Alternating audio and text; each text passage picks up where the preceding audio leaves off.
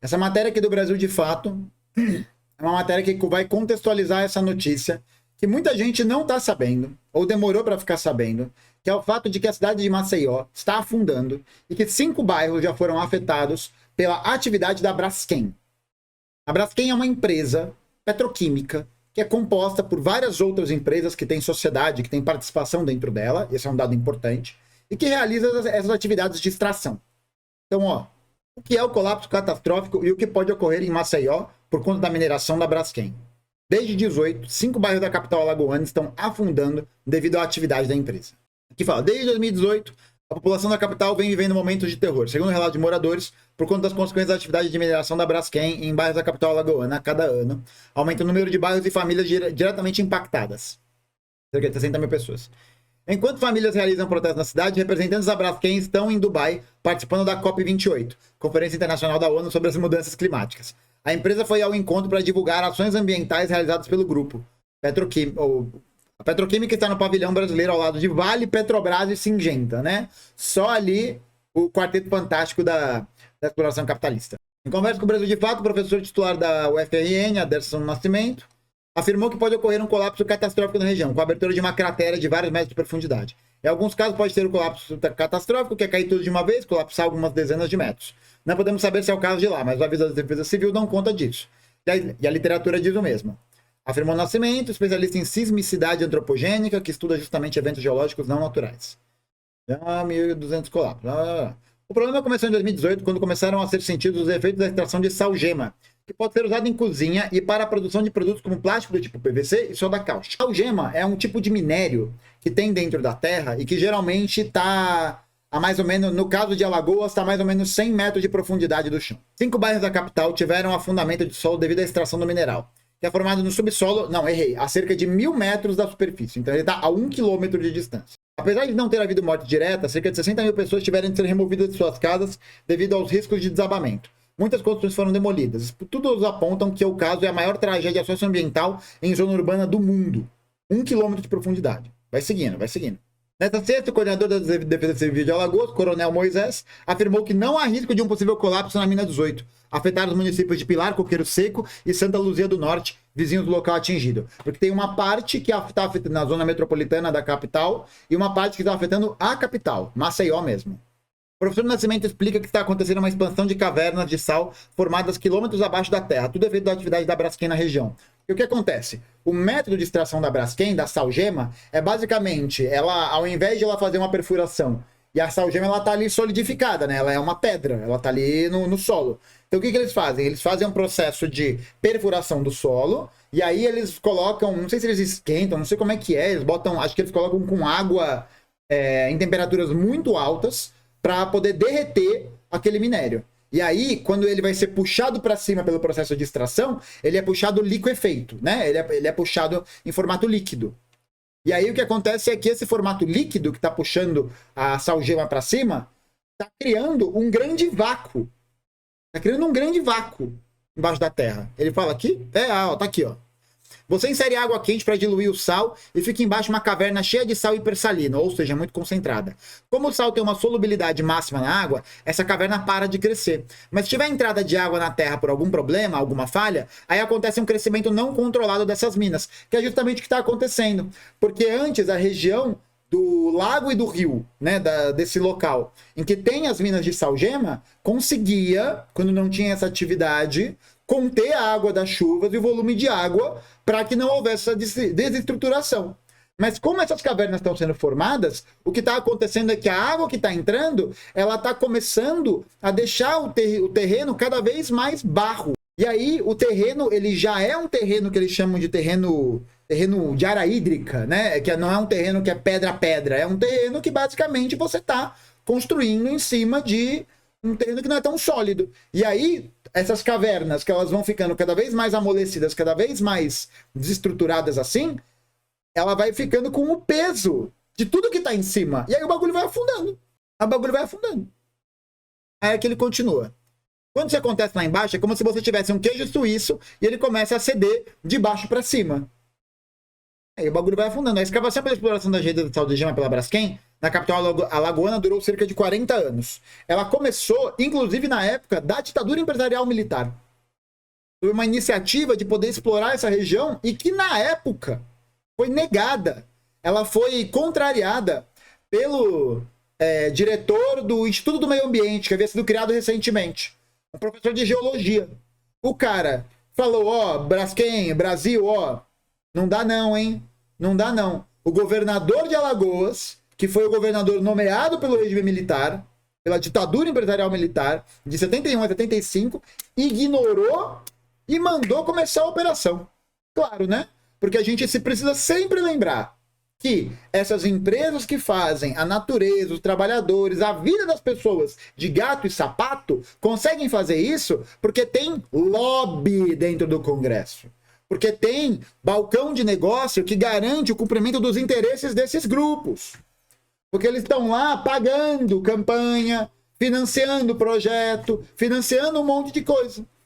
Da mesma forma. E aí a agência... Mano, e é bizarro, assim. É bizarro, porque eu tava ouvindo aliás, se você quiser entender mais desse processo, com mais profundidade, eu recomendo muito o episódio de um podcast chamado GeoPizza. O nome do podcast é GeoPizza. Eles fizeram um episódio em 2021 sobre isso. E o Revolu Show também fez um projeto sobre isso com o Diego Miranda. Então esses dois episódios, esses dois podcasts são excelentes para contextualizar essa questão. Vou deixar o link aqui na descrição desse vídeo. O afundamento aconteceu pois a região tem uma falha tectônica. A consequência foi o afundamento do solo dos bairros de Bebedouro, Bom Parto, Farol, Mutange e Pinheiro, além da localidade de Flexal. Em nota enviada à Agência Brasil, a Braskem disse que monitora a situação da mina e desde a última terça-feira isolou a área de serviço da empresa, onde são executados os trabalhos de preenchimento dos poços. Os dados atuais de monitoramento demonstram que o movimento do solo permanece concentrado na área dessa mina. Ou seja, é aquela velha história. Estamos de olho, tá tudo certo, tá tudo bem, tá tranquilo, galera, tá suave. E eu acho que isso, gente, demonstra uma coisa que é fundamental para a gente poder entender desse processo todo. Que é exatamente, gente, pensar que esse caso que a Braskem está fazendo, né, dessa exploração violenta, para além de ele ter sido feito ignorando todas os estudos, as leituras locais que foram feitas que diziam que não podia, que era muito arriscado, que daqui a muito tempo iria dar problema, por que isso foi feito? Porque isso representou uma oportunidade de lucratividade, sobretudo para as empresas que hoje compõem a Braskem, que não são só os acionistas da Braskem, tipo da empresa, mas a Odebrecht tem participação, outras empresas de mineração têm todos esses, tem esses títulos, tem esses papéis. Então a Braskem, a partir da sua atividade mineradora, conseguiu aumentar o seu valor de ações em 2021 em mais de 700%. Por quê? Porque opera na dinâmica da produção infinita de commodities. Então, a estrutura econômica brasileira, como ela está articulada hoje, ela está articulada para poder viabilizar e garantir o cumprimento dos interesses desses acionistas, dessas várias empresas de mineração. Sabe quando que foi criada a Agência Nacional de Mineração para poder fiscalizar isso? 2017. Em 2017. Foi ontem. 2017. E essa agência... é ela que faz os marcos regulatórios, só que aí que entra o pulo do gato. Qual que é o pulo do gato? Essas agências, apesar de serem agências estatais, são agências que muitas vezes são orientadas e gestadas, né, são feitas a gestão desses locais a partir do cruzamento dos interesses das empresas privadas com exatamente essas agências. Então o cara da empresa privada vai lá, controla a atividade regulatória dessa agência. Por que voo no Brasil, por exemplo, a aviação é uma merda? Por que é tão caro viajar pelo Brasil? Por quê? Porque as empresas que controlam o tráfego aéreo, que controlam essa estrutura, são as mesmas que controlam a ANAC. É igual o Banco Central. E com a autonomia do Banco Central piorou, né? Porque desde 2019 até 2019... a presidência do Banco Central era revezada entre os 5 principais presidentes dos bancos do Brasil. Né? As 5 principais instituições financeiras do Brasil. E aí você, claro, você cria políticas que vão valorizar essas perspectivas. Por quê? Porque os acionistas querem lucro. Claro. Os acionistas querem que esses rendimentos que eles têm gerem mais e mais dinheiro. Para eles ficarem mais e mais ricos. Independente do que isso possa acontecer. Porque a gente pega, por exemplo, para analisar como foi o processo de valorização da Vale nos últimos anos, de valorização dos papéis dela, e desde a sua privatização, é uma parada assustadora. Porque aí agora a atividade mineradora ela vai estar focada em processos de extração que ignoram os impactos socioambientais. Não é que eles ignoram, não é que bem que eles ignoram, isso é um ponto importante, né? Não é que existe essa ignorância. Eles são muito conscientes disso. São muito conscientes disso. Mas o que acontece? Eles fazem a revelia, né, dos impactos ambientais, dos impactos humanos, da desterritorialização, de toda a destruição. Então a gente fala muito, né? A gente vê muito, por exemplo, a galera falando, tome banhos curtos, né? Faça xixi no banho. Enfim, toda aquela papagaiada de ações individuais no meio ambiente que só serve para poder reforçar a consciência pessoal, né? Que é legal, você faz, você acha bacana, show, mas isso não vai mudar nada. Não vai mudar nada. A Vale utiliza volumes absurdos de água para fazer a extração dos minérios. Volumes absurdos. Absurdos. É a organização, é uma empresa que utiliza volumes catastróficos de água, tão grandes, mas tão grandes, que geram a produção de tantos dejetos, é uma atividade tão extrativista que impacta diretamente no dia a dia de todas as pessoas. Então, em Itabira, por exemplo, para a gente ver que o caso da Braskem é um caso que está ganhando a notoriedade agora, né? Por quê? Porque a cidade está afundando. Afundando. E aí é aquela coisa. Tem um outro ponto, né? Qual que é o ponto? A Braskem tá, né? Tá provocando tudo isso, lavando as mãos, e não vai acontecer nada, gente. A Braskem tá lá na COP28 falando de iniciativa de reciclagem. Tá patrocinando programa de televisão. Você acha? Os caras são, e é exatamente isso, os caras são os pagadores do processo, eles são os financiadores desse processo. E aí a Braskem vai lá. E eu recebi relatos de maceioanos, maceiops, qual que é o nome da pessoa que é de Maceió? Maceiopolitano? Como que é? Maceioense? Eu não sei, eu não faço ideia. Não, tudo bem, quem é de Maceió é alagoano. Maceiense. Maceilover, pronto. Todos os Maceilovers estão sendo afetados por essa atividade, e eu recebi relatos de Maceilovers ontem na CCXP, e para além de todo o apagamento desse assunto, para além enfim, né, do fato de não existir um tipo de veiculação do que está acontecendo, a Braskem está adquirindo os terrenos aonde essas pessoas moravam. Ela está prometendo bolsas de financiamento, de ajuda, não sei o quê, de valores irrisórios, e está adquirindo os terrenos em que as pessoas estão morando. Ele está comprando as pessoas. E aí a pessoa é uma fudida, vai aceitar qualquer coisa para poder ganhar aquela grana. Tá fudido, pô. A casa está se destruindo. A menina que tava comentando comigo, tava falando que morou numa casa num desses bairros a vida inteira. A vida inteira. E teve que evacuar a casa. Teve que evacuar a própria casa. E isso não é uma coisa que acontece exclusivamente com a Braskem. Basta a gente lembrar da Vale. Olha o que aconteceu em Brumadinho e Mariana. Eu pergunto para vocês, qual foi o desfecho do caso Brumadinho e Mariana? Qual foi? O que aconteceu? Alguém foi preso? Alguém pagou indenização? Vamos ver aqui. Eu tenho a perspectiva de que nada aconteceu.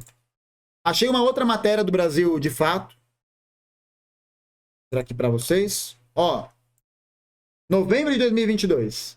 7 anos depois, ninguém foi punido e crimes podem prescrever. Nenhum réu foi punido criminalmente e 15 já foram absolvidos. 15. O rompimento da barragem da Vale, BHP e Samarco, nenhum dos 26 acusados foi punido. Ainda respondem pelos crimes a Samarco, os empresários e administradores. No entanto, especialistas apontam que, diante da morosidade do processo, todos os acusados provavelmente ficarão livres de qualquer condenação no âmbito penal, restando às milhares de vítimas apenas a reparação na instância civil. E olhe lá, né? E olhe lá. Os crimes ambientais já podem prescrever no máximo até 2024, e muitos já prescreveram. Tem aqui... Apenas 14 testemunhas da ação penal foram ouvidas até o momento. A defesa pediu cerca de 90 testemunhas. Ainda temos dezenas de pessoas a serem ouvidas e estamos há tempo sem audiências mensais sobre essa ação penal. Estamos muito atrasados. A estimativa é que, ao serem retomadas as audiências, seriam necessários pelo menos mais 18 meses para que todas as testemunhas sejam ouvidas. Só assim, a parte de instrução será finalizada. O que está acontecendo? É o que a gente fala. O poder judiciário é um poder que é aliado a esses grupos e que garante que não aconteça nada. A justiça burguesa, os aparatos da justiça burguesa são os aparatos que garantem esse cumprimento. Da mesma maneira como os aparatos da justiça burguesa são os aparatos que vão garantir que nada aconteça com a empresa lá nos Estados Unidos, que derrubou o trem com um monte de coisa química, radioativa, tóxica, sei lá o quê, e não aconteça nada. E não aconteça nada. Mas a justiça burguesa, para prender preto, pobre, jovem, é assim. Com cigarro de maconha. É assim. Porque dessa maneira ela consegue controlar todos os tipos de problemas que ela possa eventualmente ter com o desemprego, com a fome, com a carestia e com tudo isso. Com tudo isso. E quanto de indenização? Eu queria pesquisar.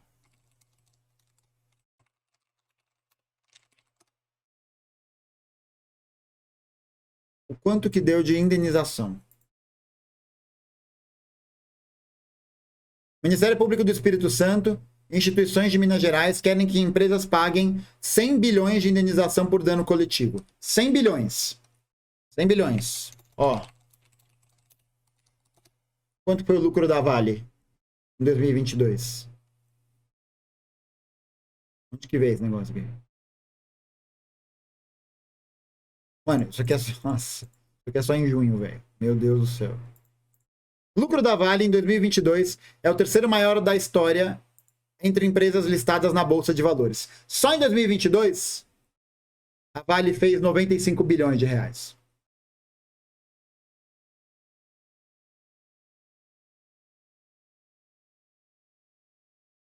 Só em 2022. O que significa, em meandros, né? Aquela frase muito famosa que a gente escuta, né? O crime compensa? Compensa? Compensa muito.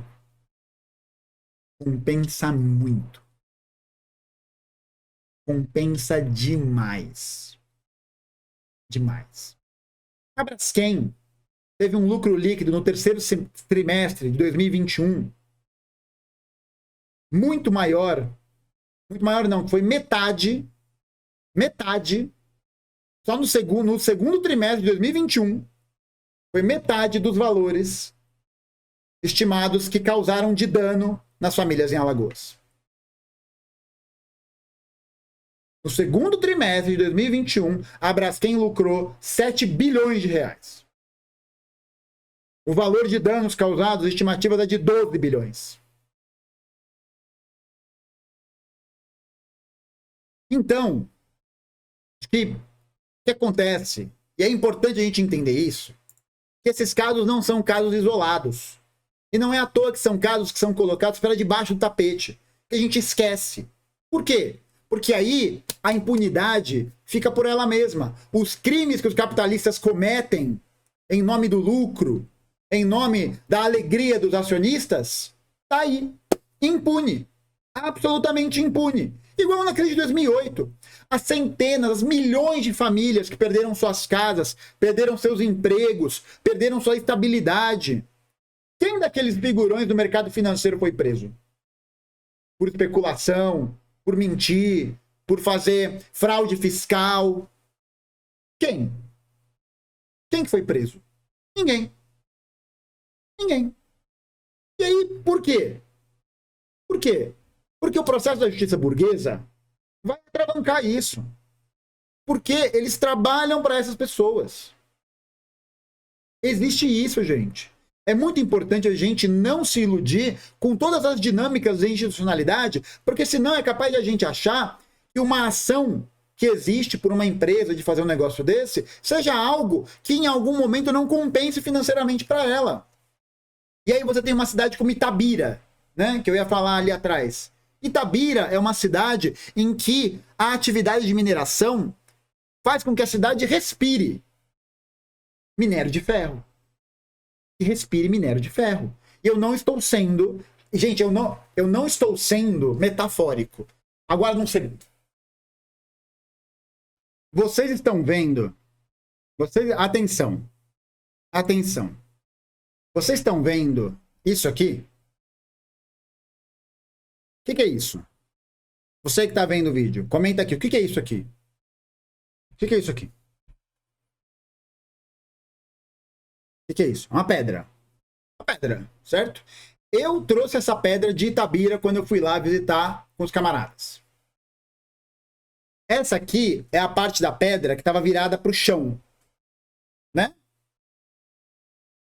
Essa aqui é a parte da pedra que estava virada em cima.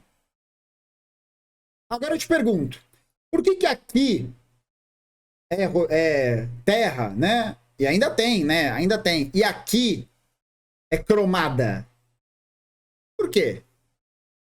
Essa pedra, por algum acaso, participou de algum filme da franquia Velozes e Furiosos? E virou um aerofólio de um palio para ficar cromada desse jeito? Por que ela é assim? Ela é assim, ó. Tá focando, meninas? Vamos lá, vai focar. Vai focar. Fé. Caralho, focou fortíssimo, fortíssimo. Por que ela é assim? Por que ela é desse jeito? Sabe por que ela é assim? Porque a cidade tem tanto minério de ferro no ar, pela atividade, que ele deposita no topo da pedra. As pessoas respiram minério de ferro em Itabira.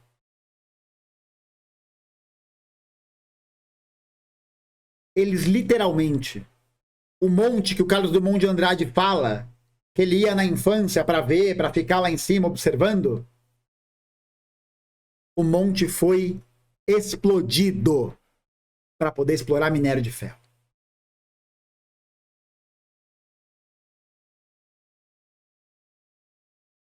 Então isso aqui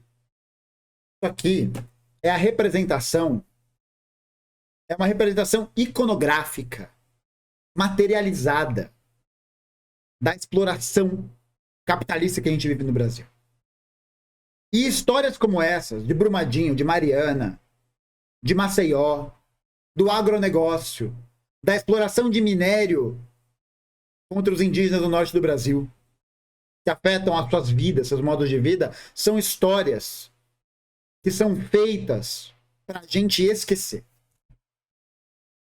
Para a gente não falar sobre. Porque aí, isso aqui, essa história aqui, ela vai embora. E no momento em que ela é esquecida, no momento em que a gente para de falar disso, e a gente percebe que os mecanismos de distribuição da informação pararam de falar sobre isso, que são os mecanismos hegemônicos e dominantes da mídia, e que hoje a gente tem a rede social, que também é controlada por um grande conglomerado, mas a gente tem mais flexibilidade para poder conseguir fazer esse tipo de denúncia, esse tipo de assunto não interessa, porque eles pagam a emissora, o jornal, a revista, pagam tudo.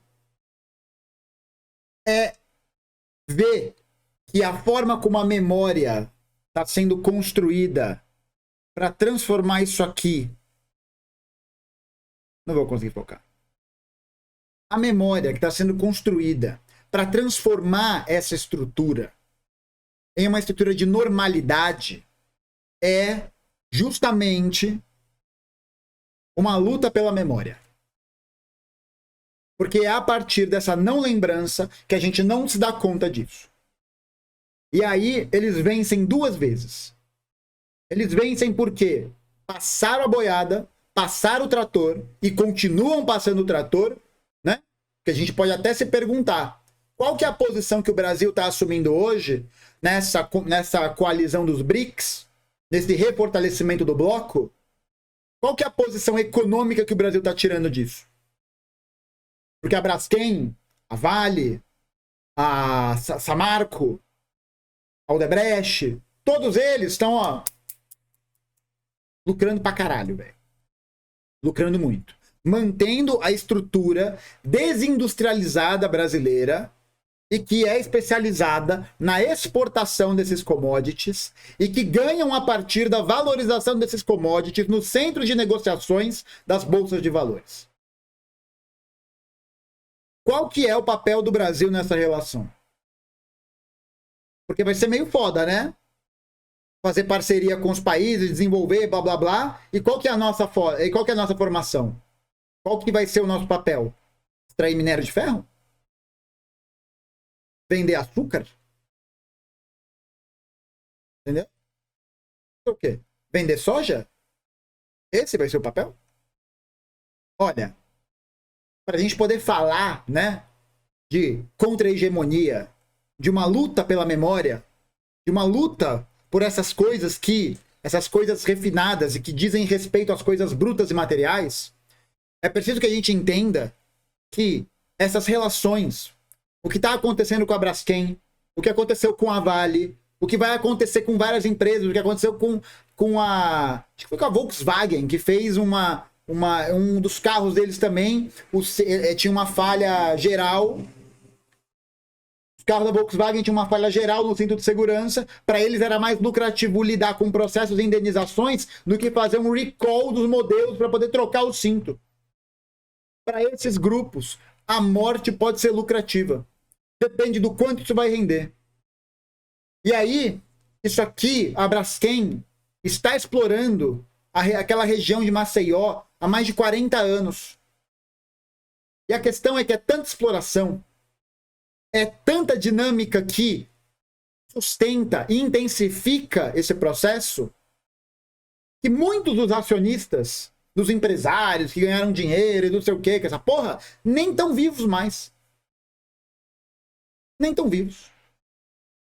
Porque para dar problema é só daqui lá na frente. Mas 60 mil pessoas foram evacuadas das suas casas. 60 mil pessoas que vão receber uma mixaria e ter seus terrenos comprados pela empresa que destrói a sua vida. Maceió está afundando por conta de uma ação deliberada que é movida única e exclusivamente pela lógica do lucro, pela lógica do enriquecimento total das classes dominantes brasileiras e internacionais, e que fazem todo o esforço para colocar essas histórias debaixo do tapete, para que a gente não lembre dessas coisas, para que a gente não fale sobre isso, para que isso seja esquecido. E toda essa estrutura, toda essa desgraça vira letra morta. Vira letra morta. Porque não se fala mais, porque não se narra mais.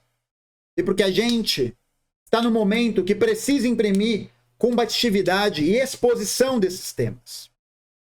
Porque senão a gente está fudido, pô. Senão a gente está lascado. Estamos lascados. Porque hoje, pega em Itabira, em Mariana, em Brumadinho, em Maceió, nos territórios indígenas, no Centro-Oeste, em todos esses lugares. Isso impacta diretamente toda a sociedade brasileira, todo o Brasil, a partir de vários outros fenômenos. A partir da intensificação do aumento da temperatura, a partir do processo de destruição de estruturas alimentícias, da produção em pequena escala, a partir do envenenamento das águas, a partir da destruição de terrenos, a partir da obliteração total e absoluta de qualquer tipo de estrutura que garanta estabilidade. O que acontece com a Braskem aconteceu com a Vale, aconteceu com várias outras empresas e vai continuar acontecendo. Vai continuar. Porque para eles não tem limite da exploração. Não existe. A exploração, a destruição compensa. Aí faz lá um painel sobre reciclagem, um beijo e um abraço. Acabou. Acabou. Essa é a triste realidade que a gente vive hoje e que a população de Maceió está sentindo mais e mais agora. E que outras populações sentem há décadas, há séculos. A nossa luta é uma luta pelas coisas brutas e pelas coisas refinadas. Porque enquanto a gente não lembra disso, e não fala sobre isso, e não tensiona para esse lado, o que a gente vai ter é uma desmobilização que vai enxergar nessa história um passado cada vez mais distante, cada vez mais longe da realidade que eu tô. E quanto mais eu vou me distanciando, mais aquilo vai se tornando um mero pensamento, um ventinho, uma ideia que soprou. Por isso que é fundamental a gente entender que não há possibilidade de saída para os trabalhadores, para os indígenas, para os camponeses, que não seja uma alternativa que vise justamente garantir que esse tipo de coisa não aconteça. A partir da nacionalização dessas empresas, a partir do estabelecimento de uma dinâmica econômica que possa dialogar com as necessidades da população e seus limites, e não a partir do quanto uma empresa vai lucrar num ano e o quanto ela vai precisar calcular o quanto vale uma vida. Não há saída para o Brasil fora da construção da Revolução Brasileira. Não há saída. Porque toda vez que a gente recua, eles avançam. A gente recua, eles avançam. É cada vez mais latente, cada vez mais necessário a gente entender que todas as vítimas de Brumadinho, todas as vítimas de Mariana, todas as vítimas de Maceió, todas as vítimas do genocídio indígena, todas as vítimas do genocídio negro que acontece nas favelas, serão vítimas, mais uma vez, quando a gente não falar sobre isso e quando a gente não se mobilizar na direção para poder não só ter a ideia bonita, mas a vitória sobre esses outros projetos. Não há outra alternativa. Não há. E é importante que a gente relembre o tempo todo que,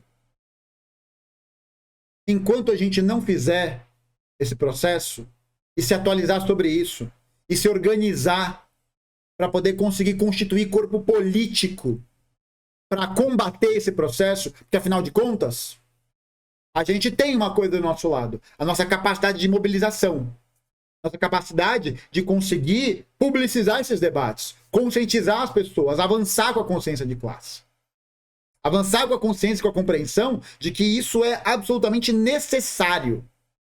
Como isso não só é necessário, mas como é possível. Como já foi antes. E é preciso que a gente não se esqueça disso.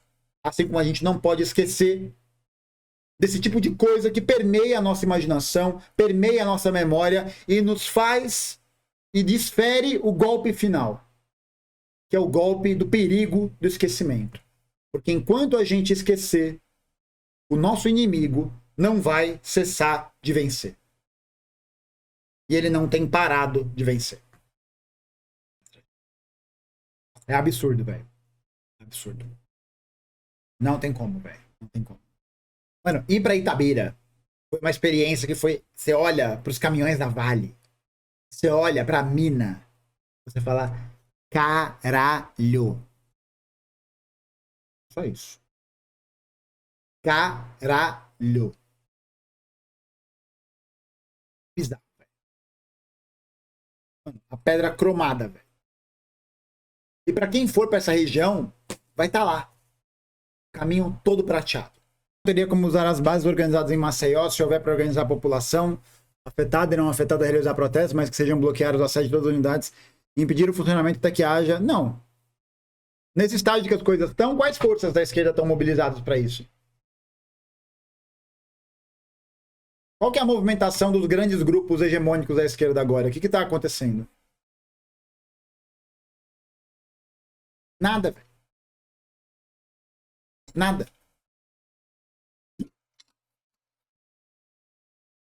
Cada vez mais esvaziamento, cada vez mais imobilização, cada vez mais, é assim mesmo. É assim mesmo. Acontece. Bizarro, velho. Bizarro o que a gente tá assistindo.